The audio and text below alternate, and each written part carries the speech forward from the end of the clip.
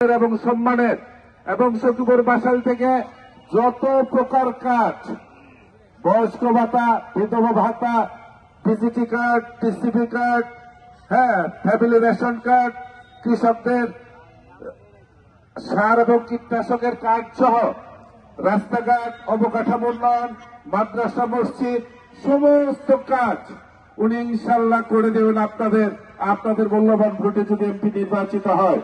আমি কথা বাড়াবো না, আপনাদের সকলকেই আমি আমার প্রিয় নেতার পক্ষ থেকে অনিন্দ অভিনন্দন এবং শুভেচ্ছা জানিয়ে এবং আগামী নির্বাচনে ধানের শীষ মার্কায় ভোট দেবেন এই প্রত্যাশা করে আমি আমার কথা শেষ করছি।